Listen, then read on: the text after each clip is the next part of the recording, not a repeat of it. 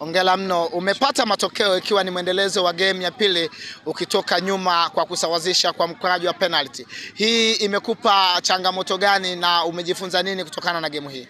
Ndio mpira wa kawaida, mpira una matokeo matatu. Kufunga, kufungwa na kutoka. Kwa hiyo wenzetu walitangulia, lakini tulipoenda half time tukaweka mikakati, tukarudi kwenye game yetu. Tukaona tucheze mpira wetu ambao tumezoea. Na mwisho wa siku tunashukuru Mungu tukapata matokeo. Umepata matokeo ukiwa na pointi 4 sasa kibindoni, unaongoza kundi lako kati ya Kaikoti, Runyinya na Nkwenda. Hii inakupa morali gani kwa mchezo unaofuata?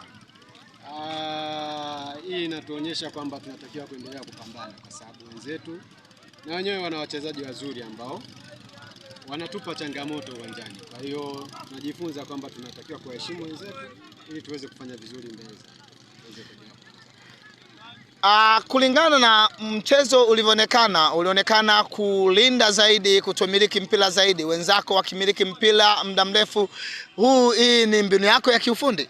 Hapana, nafikiri mpira utakuwa umeangalia vibaya. Muda mwingi sisi tulikuwa tunacheza, tulikuwa tunanyumbulika, ulikuwa unaona watu wanasambaa, mpira mbele anapeka kati, pasi zilikuwa zinapita.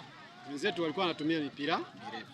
Kwa hiyo ile long balls tulikuwa, ndio maana mabeki ulikuwa unaona tuna beki wale warefu ambao walikuwa wanajaribu kuzuia ile mpira mirefu ya kwao. Sisi tulikuwa tunaweka mpira chini, tunatulia, tunacheza mpira ambao ni wa kisasa, sio mipira ile ambayo ni ya kubutua na kuchoshana. Kwa mjibu wa mpira nilivyoutazama, umedominate mpira sana kwenye eneo la katikati.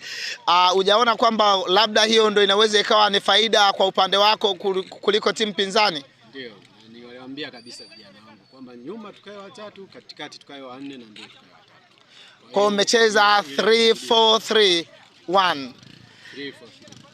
Mimi nikushukuru na nikutakie kila laheri kwa mchezo unaofuata. Kikubwa ni kuombea matokeo mema. Hii ni Aletisi Diocles TV na mimi ni Eladius Mhoza.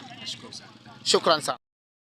Wa Aletisi Diocles TV, huyo hapa ni captain wa timu ya Runyinya na nimepata nafasi ya kuzungumza naye baada ya mchezo kumalizika kati ya Runyinya na Nkwenda. Anachokizungumza, hebu tumsikie ana nini la kuambia mashabiki kulingana na kwamba amedraw mechi hapa, amedraw kwenye mechi ya Kaikoti. Captain, nini unatuambia? Ni mechi ya pili mfululizo tunapata sare, na hiyo sare ni ya kuruhusu magoli moja. Mechi ya pili ya leo ni 1-1. Kiangalia tunatangulia goli hapo, baadaye tunasawazishwa, nayo inatokea kipindi cha pili.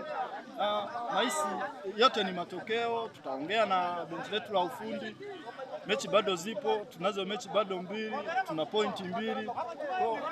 Tutapata matokeo kwenye mechi 2 zilizobaki. Nini kimeleta shida baada ya kuwa mmedominate mchezo karibia dakika 90, lakini sasa mkaja kusawazishwa kwenye dakika ya 76? Nini kimeenda nje na mkakati wa kocha? Kucheza tumecheza, ila inatokea ni mpira wa kutengwa, mpira iliyokufa ni penalty. Wametumia makosa, wamepata goli. Tunamshukuru Mwenyezi Mungu, tumepata pointi 1. Unawaahidi nini mashabiki wanaoendelea kuitazama Katunzi Nkwenda Cup kama Runyinya? Nini unawaahidi mashabiki wako? Wasikate tamaa, watokee kwa wingi. Mechi inayofuata bado tutaendelea kuwaonesha furaha yao. Nikushukuru sana captain wa Runyinya, niseme kila laheri na nikutakie kila laheri kwa mchezo unaofuata. Asante, kila laheri. Shukrani sana. Asante. Tazamaji, hii ni Aletisi Diocles TV tukiwa moja kwa moja katika uwanja huu wa Nkwenda. Mechi imemalizika kati ya Nkwenda na Runyinya, matokeo ni 1-1. Tukutane wakati mwingine. 5 kati ya Nyarutuntu na Muulile. Baada ya hapo, viongozi wa timu mbalimbali pitieni ratiba mkae nazo kwa ajili ya kujiandaa na mechi zijazo. Nkwenda, Runyinya